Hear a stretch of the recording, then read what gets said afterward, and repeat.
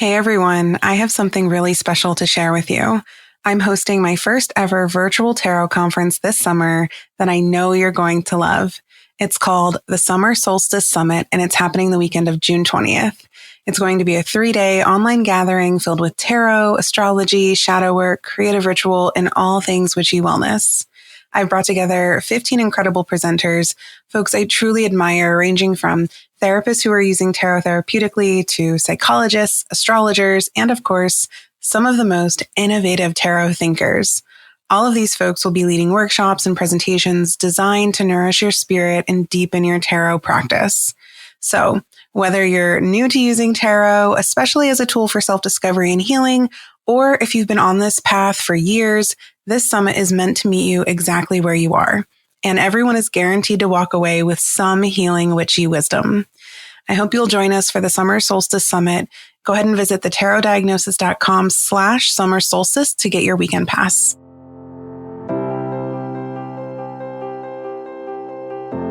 You are listening to The Tarot Diagnosis. I'm your host, Shannon. I'm a licensed psychotherapist, and I also happen to have a love for tarot. Each episode, I invite you to reflect with me as I work to demystify the tarot and the human experience, all while exploring tarot's connection to mental and emotional health. While this podcast may feel therapeutic, it is not meant to take the place of psychotherapy. So grab your cards and join me as I work to create a pathway to better understand ourselves and those around us. Today's episode is one of those deeply needed conversations, one that feels especially timely given, well, everything. If you are alive and not living under a rock right now, you probably don't need me to tell you that the world feels pretty unstable. Between the economy, politics, and just a general sense of uncertainty floating through our collective air, it's really no wonder so many of us are feeling unsteady right now. And especially in my work as a therapist, this theme of how do I find stability in an unstable world is showing up again and again, day after day. And that's why I'm so happy to share this conversation with Mimi Cirbusova. Mimi is a certified financial education instructor and shame-free money mentor. Combining her training in education and creative problem solving, Mimi offers one-on-one mentoring, classes, and workshops to support financial scaredy cats on their journey up the money mountain. In fact, in July of 2020, Mimi became completely debt-free, paying off over $20,000 of debt while working part-time at a small nonprofit. She is passionate about helping people fix their finances without losing their humanity. While much of this conversation ties back to personal finances, it's also a conversation about identity, shame, fear, resilience, and redefining what security actually means. So whether you're feeling financially stretched, emotionally exhausted, or just trying to find your footing in a world that feels like it keeps shifting, this conversation's for you.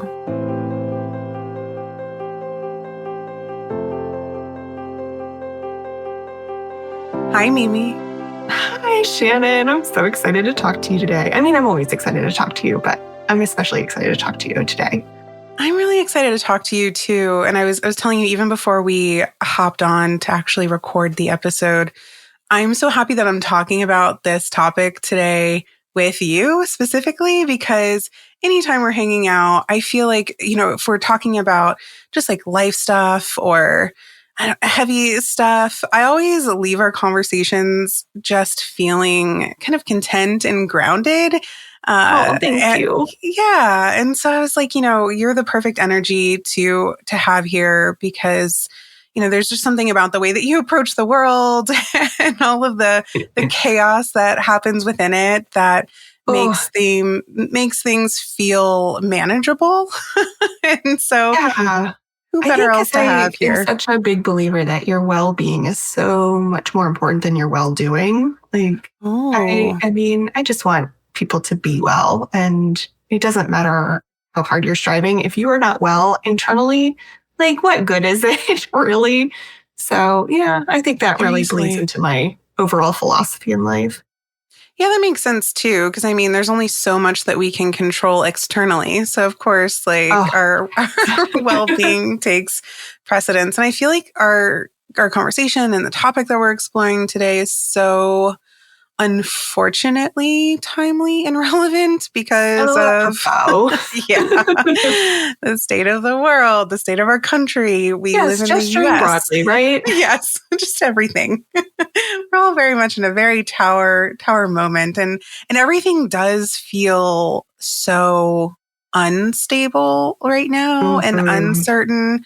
And actually, I'm curious because I know. So in my work as a therapist, I mean, you can only imagine what my sessions are like these days.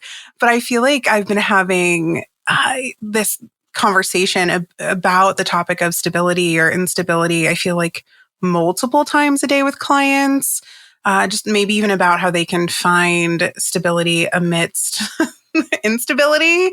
And I imagine your work, especially as a financial educator, is you're probably having very similar conversations, exploring the same thing. I'm noticing a big shift as far as folks are not, I've had a lot of people over the years who've come to me because they've said, okay, I have gotten to a certain point in my career and I want to advance. And I am realizing like the only way that I'm going to really improve my life more is by getting this money thing figured out. And I've climbed all these other mountains and I'm finally ready to climb the money mountain. But I've noticed really in the past 6 months or so, a lot of people coming to the base of the money mountain, not from a place of like true core desire, but more of like, I am struggling and I don't know how else I'm going to survive this if I don't deal with my money issues. And a lot of times, because they're being kind of forced to reckon with things, that deep intrinsic motivation isn't really there. So it's a lot harder. It's more of a struggle to climb the money mountain than it is, when it's that deep intrinsic motivation. So I'm finding it a really interesting shift of folks who are saying, I need to deal with my money issues. And also I'm panicking at the state of the world for all the reasons. And so I just also kind of want to YOLO. It's like, it's a little weird. But we're all navigating it. We're all swimming in the same ocean of capitalism, right? So I think it's just an interesting perspective shift. And for folks who might not be familiar, can you just give a brief description of what you mean when you say the money mountain? Sure. So the money mountain is essentially my point of view, kind of how I see the basics of personal finance. At the bare minimum, we all need to have certain things. We need a safe place to lay our head at night. We need to have food. We need to have clean water. We need to know that, we are able to, take care of our bodies and our souls to a certain extent, right? So our basic needs have to be met first. And once you get past those things, then it's looking at our attitudes and beliefs around money and how that really shapes our relationship to money. And I have a funny perspective on, people say your relationship with money. Well, money is not it's not a person. It's not like a thing that you can have a relationship with, but I don't have a better word for it. Yeah. Good point though. Yeah. And then you've got, kind of above that, you sort of have, your goals and your circumstances, the things that affect your ability to, save. You can't change overnight how much income you have. Like you can work towards increasing your income, but your circumstances are going to impact the goals that you have, right? If you want to save for a Ferrari, but you're a janitor at a school, it's going to take a really long time, right? So you have your mindsets and your values, you have your goals and your circumstances, and ultimately what we're trying to build towards is that building wealth portion.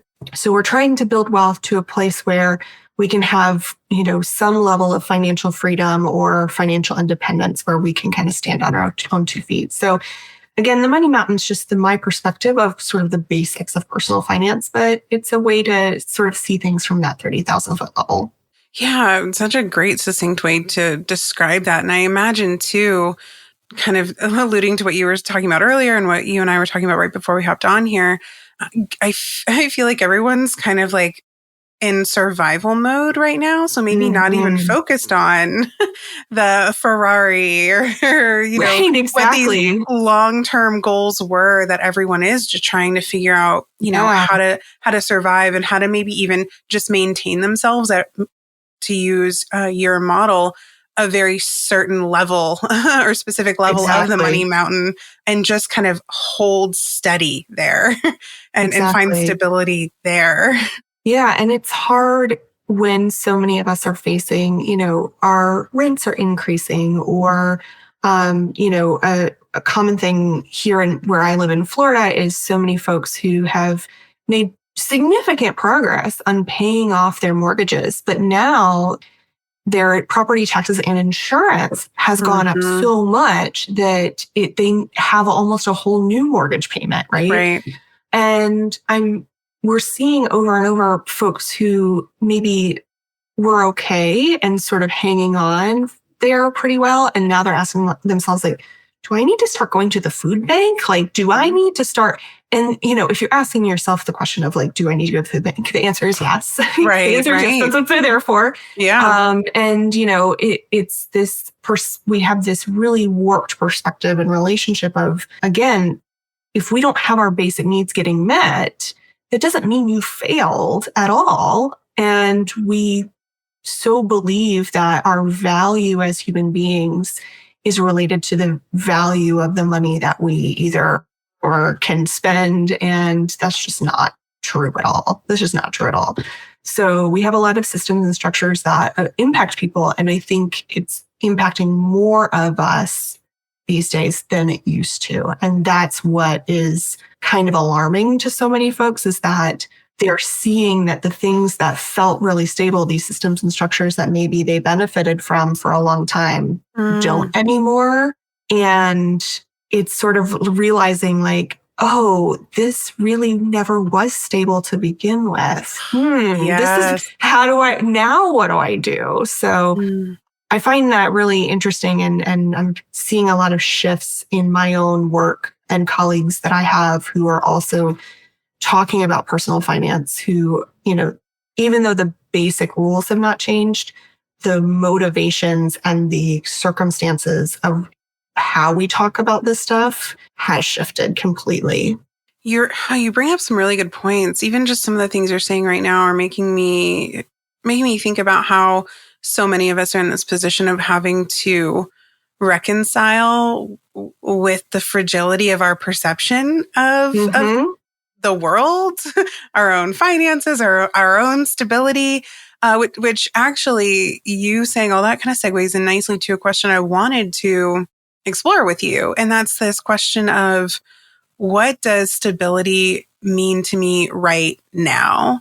And I think the right now part of that question is important, because I think for so many of us, the answer to the base of that question, what does stability mean to me, used to be different because our perception was different. So, maybe it was, working towards a nice car, or having a certain amount of dollars in your bank account or your savings account, or, climbing the ladder towards a promotion, or just having a plan, or even just a stable economy, or access to healthcare, quality education. But I think the list goes on. But looking at it through the lens of, kind of feeling overwhelming right now, I think zooming in on the right now component is helpful.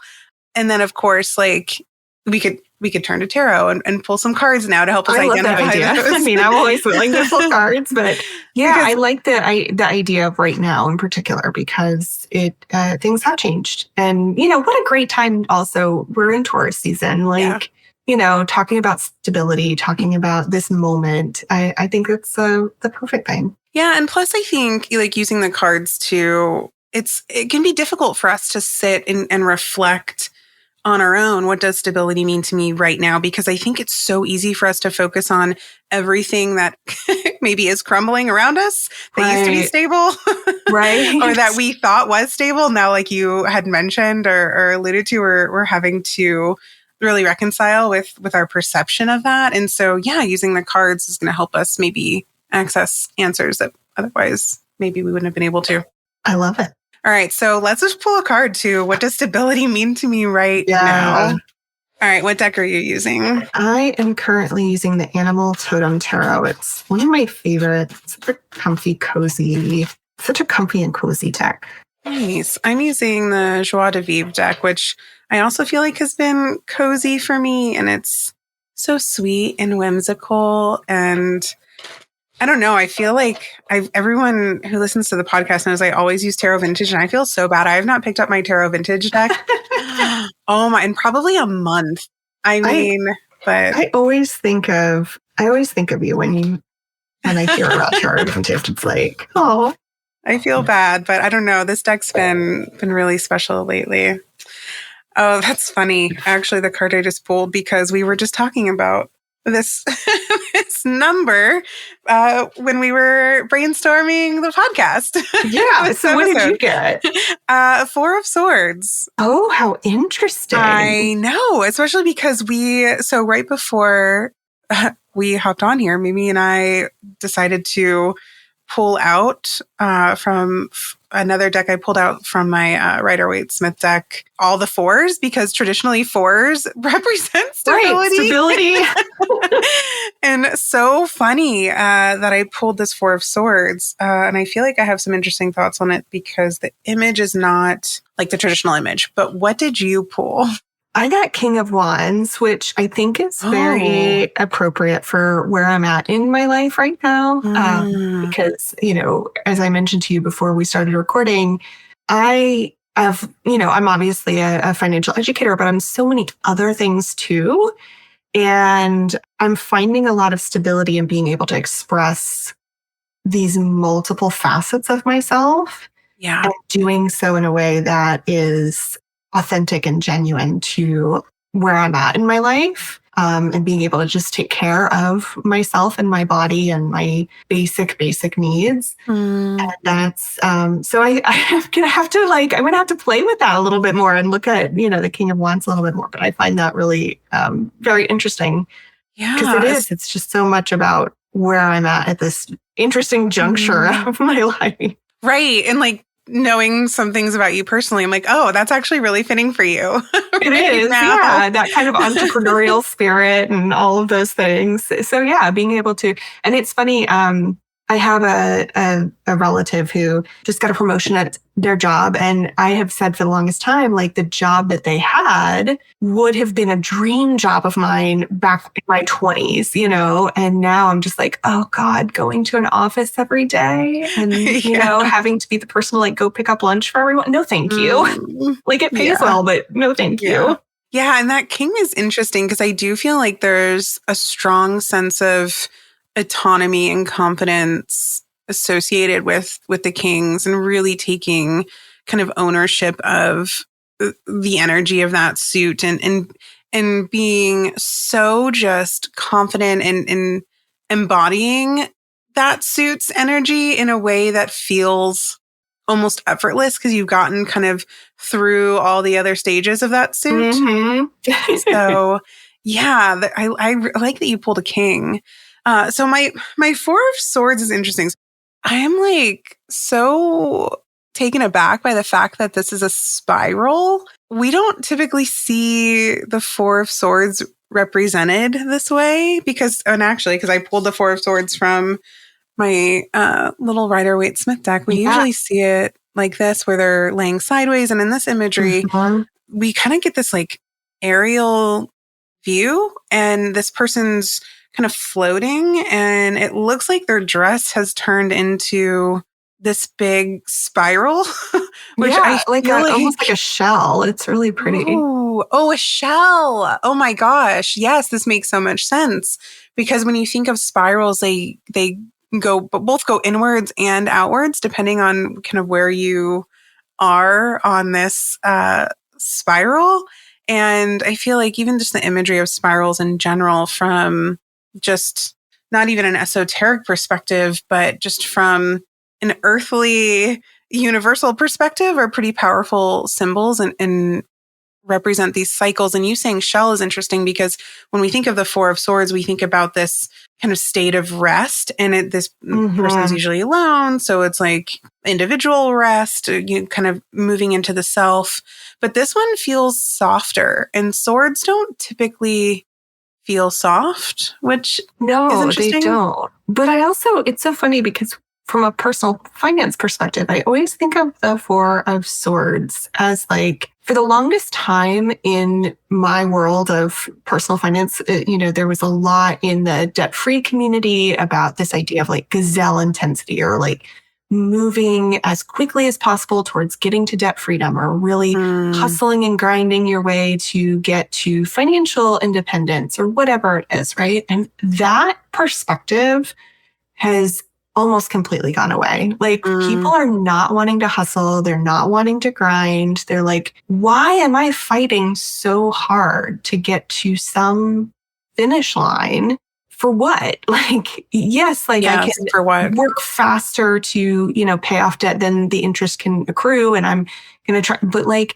needing to also take a step back. And then the other thing that I think is really interesting about the Four of Swords here is like, we have seen a lot of folks who, the stock market has, kind of taken quite a tumble recently.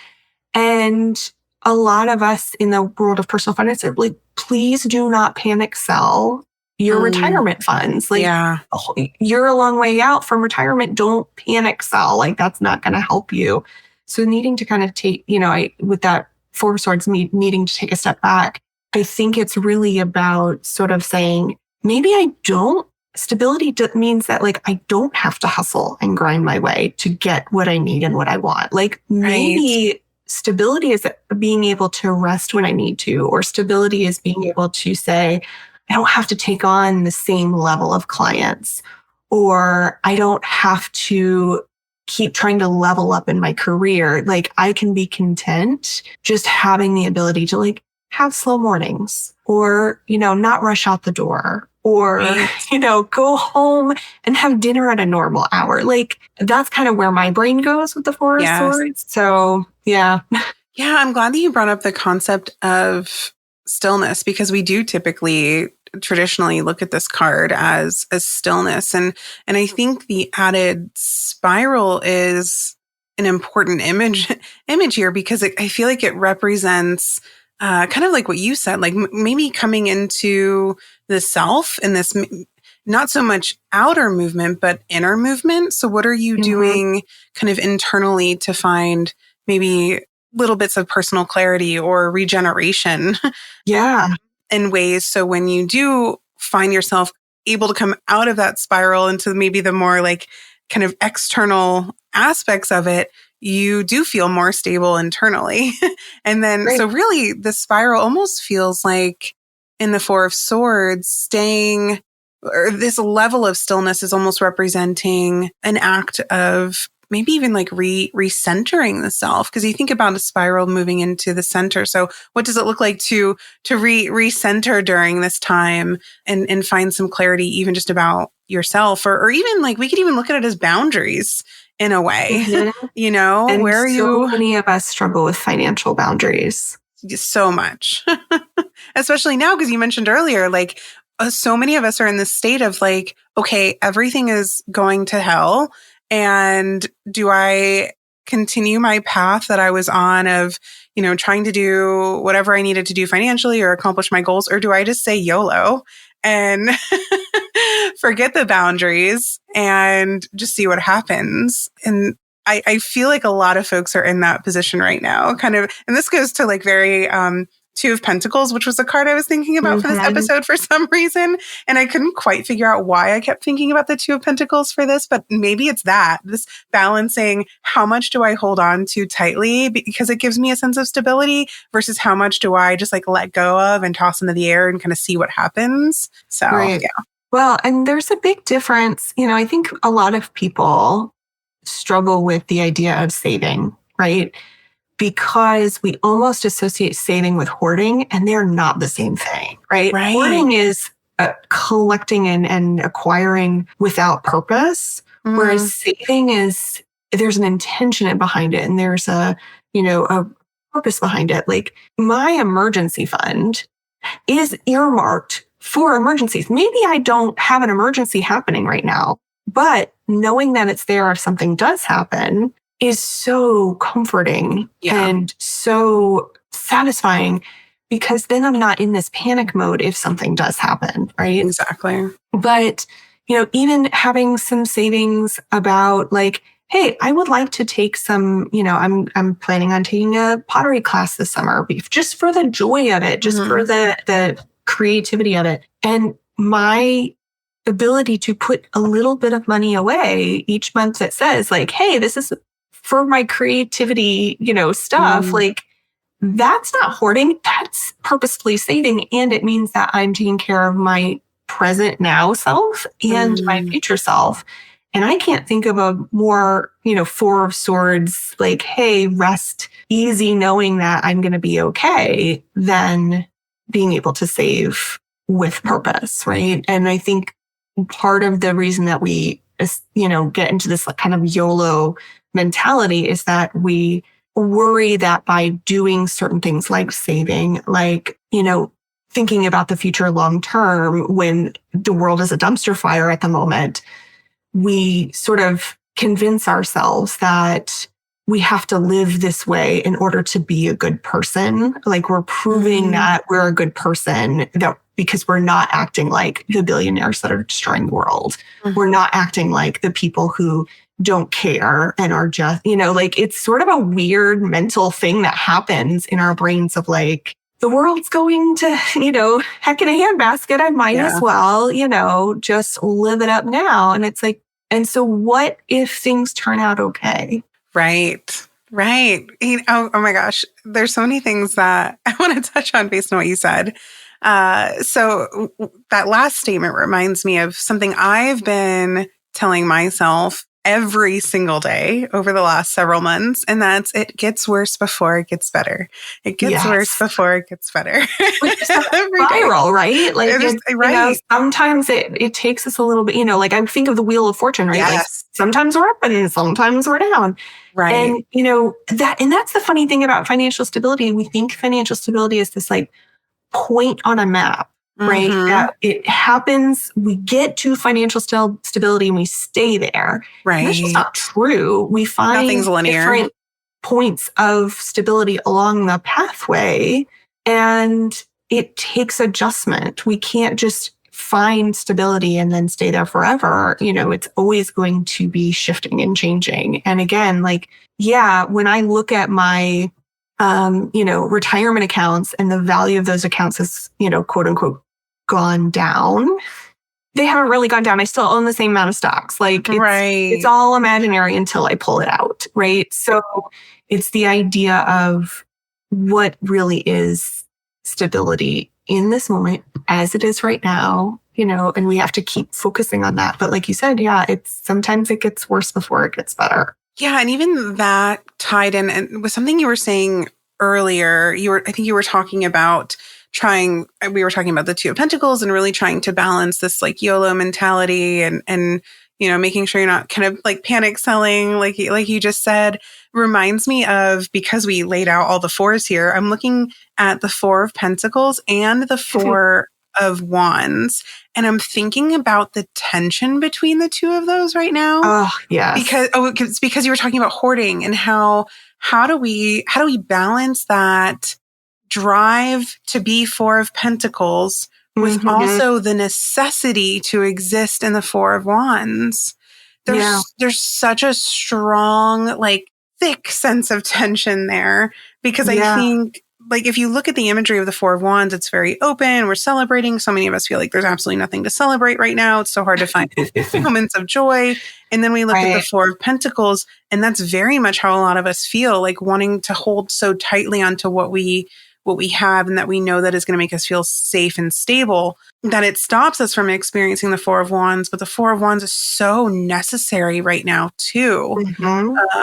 So looking at these two together is actually really powerful, because even I feel resistance in myself to fully embrace that Four of Wands. Yeah. And I think a lot of us are hearing that phrase of like, joy is an act of resistance, right? Like that whole phrasing, and it is. And joy can be a hard emotion for many of us to tap into, especially if joy was leveraged against us at points in our lives, if there was trauma around our joy, right? And I find really interesting about the Four of Wands is like, when you look at the imagery, it's a celebration not of the successes that are really celebrated in our culture.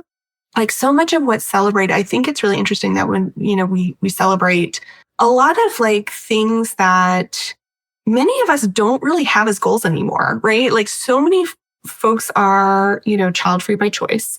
So many of us are, starting businesses of our own. And so many of us are, and there's things that we celebrate culturally, and there are things that we don't celebrate that should be celebrated, right? Right. And in the deck I'm using, that I'm looking at with all my fours, this is the Modern Witch or Everyday Witch Tarot deck by Deborah Blake. It's like, you look at it and it's these four, witches, then they've got their cat familiars with them. And it's such a beautiful card of, hey, we're together, we're celebrating. And part of this joy as an act of resistance is realizing like, we find joy in community. And the Four of Pentacles, like, they're by themselves. They're hoarding, like, they're so focused on their money as like something just for them that they cannot feel that joy. And I think when we look at the difference between these two and the juxtaposition of these two, like, there's nothing wrong with saving. Like, saving is a great thing. It's a way to feel a little bit more stability. Like, you can't get to that castle in the background for the Four of Wands without, doing a little bit of saving, right? But what is the purpose? What is the ultimate goal of climbing the money mountain? What is it that you're building wealth to be able to do, right? For me, trying to be thoughtful about where my money is going and flowing is ultimately about giving myself permission and freedom to be with people that I love, spending time with friends, spending time with my husband who I adore, spending time taking care of myself and my body. But so much of our culture is aimed at the only thing worth celebrating is possessions and acquiring more things and, having this kind of material outside of ourselves looking good thing. And that doesn't really get us very far in the long run. So I think it's really interesting that, the Four of Wands is such a card of like true stability. Yeah. When so much of our culture is like, no, the stability is when you kind of have that Four of Pentacles energy. And it's like, no, that's not the same thing. It's not right. And I love that you pointed out the isolation in the Four of Pentacles versus the community aspect or togetherness in the Four of Wands, because now I'm looking at these as well. And even when you even mentioned the castle, like, oh, you can't get this castle if you're not doing some sort of, saving, for example. And the castle doesn't have to be actually a castle. Why can't I use that word? Like, you're not being concrete. Like, it could be anything. But something that I think is interesting is in the Four of Pentacles imagery, if you look closely, the skyline is in the background. It's so far away. And so that really kind of drives home that sense of isolation. And then the castle is up close in the Four of Wands, and these two people are together, which I think, and you had mentioned this and alluded to this, is the importance of making sure that you are spending time with other people. And that alone is enough to bring a sense of stability, because I feel like it's so easy for us to exist in that Four of Pentacles space where we're alone, and it gives us the illusion of stability. If I'm just by myself, or if I'm doing all of this and I am, kind of putting my head down and just like, moving in whatever direction, then I'll finally reach, insert end goal here that represents stability for me. But I think you're so right that the Four of Wands is really where we should be trying to figure out how to exist there more often. Yeah. And I think what's interesting is there's a lot of things happening right now. One of my favorite astrologers, Casey Felton Louis, talks about, the chumming of the waters, this idea of like, let's get people riled up. Let's get people so, dysregulated. Who ultimately profits off of your dysregulation? Who ultimately profits off of you being so anxious and so, hyper vigilant all the time that you can't fight back, that you can't, and if we're isolated and we're focused on just, our own needs, we are not able to build something better because again, we're seeing the cracks in the systems. Like things are not, in an outside worldview, like things are not stable at all. And many of us have known this for a long time. And some of us are like learning it for the first time and realizing it for the first time. But like, if we're isolated, we can't fight back. If we are trying to build back and say, what do we want when this tower moment finally falls? What is going to be the star? What is going to be the sun moment that comes after? And we can't have a vision for that if we're not in community and collaborating with one another. So I think that's really interesting to look at these two cards next to each other, because ultimately, again, I always say, like, who profits, who benefits from you being scared to learn about money? And being isolated in it, right? Like that's so much of why I, wanted to build a community that it's okay to talk about the weird stuff when it comes to personal finance and the stuff that is hard to talk about, because the more that we can talk about it, the less scary it gets. And when we're not scared of things anymore, we have the ability to take action. Yeah. And there's power in numbers. I love your emphasis on like the need to be in community in every aspect of what it means to feel stable or imbue stability into your life. And I'm wondering, because like that in and of itself is actually a really good tool and advice. What other sort of, because I feel like your forte is gentle, compassionate guidance. So what other sort of gentle or compassionate tools or advice would you give folks during this time I know specifically you're a financial educator, so maybe specifically for, when we feel unstable financially or even just like economically? Yeah, I think one of the things that is really hard sometimes is that we always think of money as being this like thing that's just in a spreadsheet, right? Or it's these numbers in our online accounts or whatever. But money impacts every facet of our lives, including our bodies.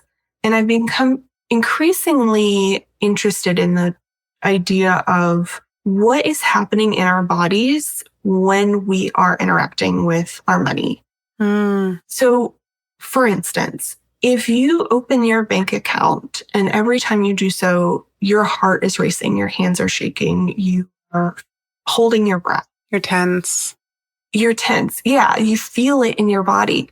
I can educate you all day long, but if we don't release that tension a little bit, it's going to be really hard for you to move forward. So absolutely. I have been growing increasingly interested in helping folks to notice how their bodies are reacting when they're spending, when they're saving, when they're looking at their accounts, whatever it is, right?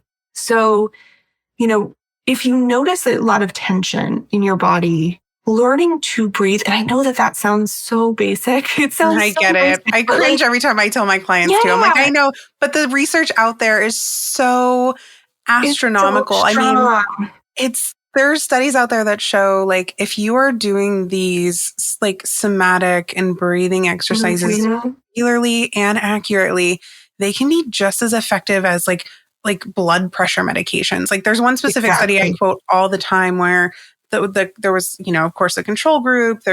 We had like a group who was taking blood pressure meds and a group who was just prescribed like very specific like mindfulness or like diaphragmatic breathing. And I think even the group that was doing the mindfulness or diaphragmatic breathing, it's been a little while since I've looked at the study, it was at least the same drop in blood pressure as the group that was taking medication, or maybe even better results. It was either the same or better. So yes, I know that we all cringe, and I tell my clients all the time, listen, I know I hate this too, but like, let's actually like walk through how to do it in a way that's like going to be beneficial. So you understand the kind of mechanics behind it all, because it is beneficial. It is. And then also just like noticing, I think too, when you can slow down and you can breathe a little bit, you can release some of that and mindfully release some of that tension. Noticing the patterns of your thoughts, right? So before you even, click the button to say log in to look at your accounts, what is going on in the background? Because chances are the conversation your mind is having around money it's not even your own voice. Right. It's likely that voice comes from your parents, your, big sister, your boss, whatever, right? We pick things up along the way. And many times the beliefs and the things that we think about money aren't even things that stem from the current situation that we're facing at the moment. Like it's stuff that happened long ago and it just continues to kind of hang on. So recognizing and noticing and being able to just kind of lovingly say to yourself, like, wait, is that even what I want to think? Is that even what I want to believe about money anymore? Like, or who is benefiting? Like I said, who's benefiting from me believing this or thinking this? Right. Those like little tiny shifts can make a huge, huge difference. I love that. It's like super important advice. I feel like, yeah, we could probably keep talking about this topic forever.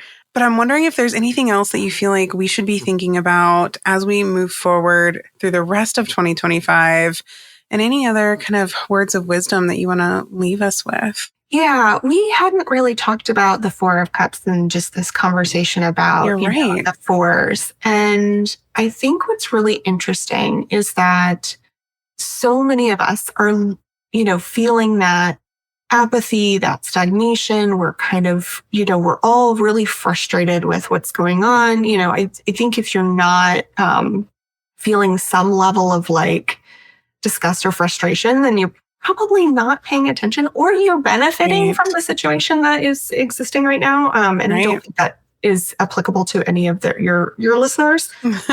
But I think what we're forgetting, it's kind of like that cup or that chalice that's kind of hanging in midair of like, yes, things right now are not good.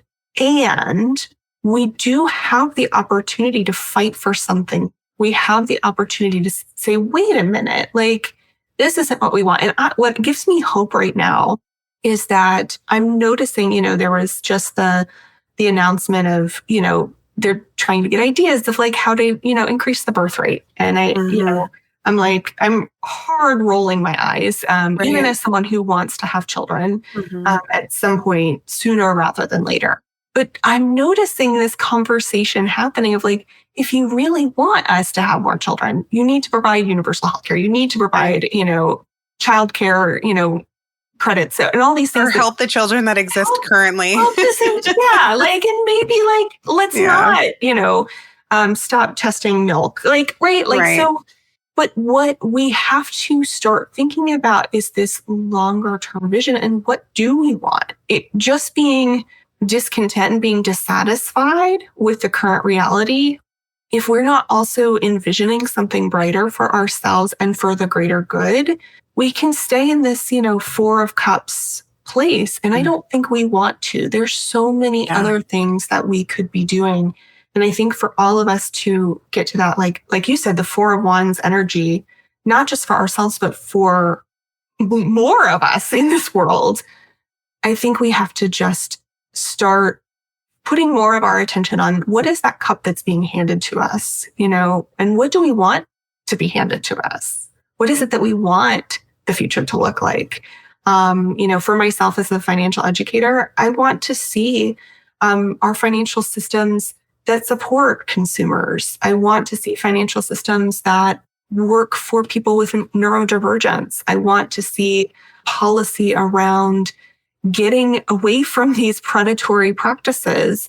There's so many things that we could envision for the future, but we've got to do it together.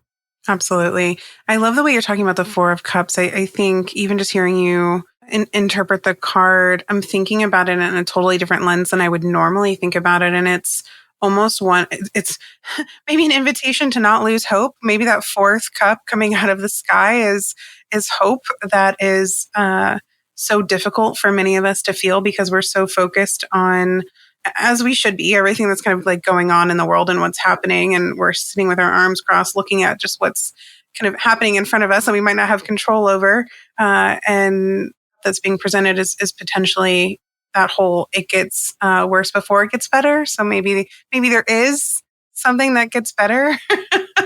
we can only hope. We can only hope. And then again, I think it's saying like, for it to get better, we have to be the ones to say, we can see a possibility of it getting better. And we're going to, instead of focusing on all the bad, that we're going to reach out for that cup and we're going to reach out for that future that we really want. And it takes all of us to do it.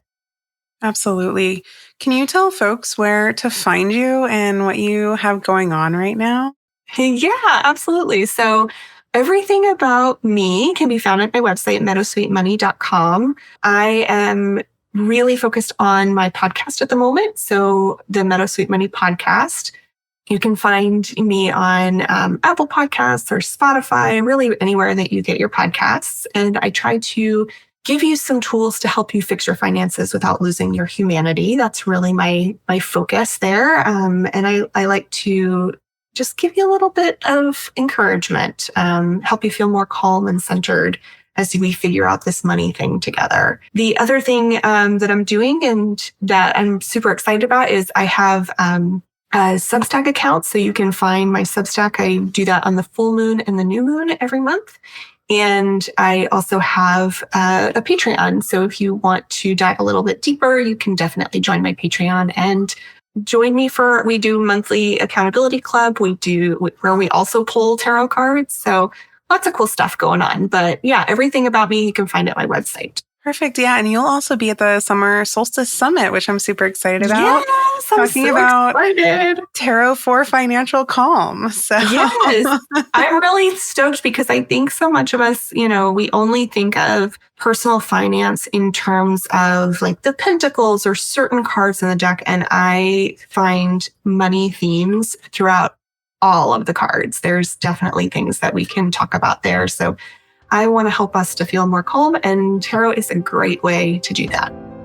Thank you so much, Mimi. You're the best. Thank you for chatting with me today. Thank you so much for listening to The Tarot Diagnosis. For more tarot and mental health content, follow The Tarot Diagnosis on Instagram. You can also subscribe to the podcast so you never miss an episode, and sign up to receive the Tarot Diagnosis emails, where you'll have access to exclusive spreads and exciting announcements. To join an incredible community of tarot and psychology enthusiasts, join the Tarot Diagnosis membership community, The Symposium, by visiting thetarotdiagnosis.com.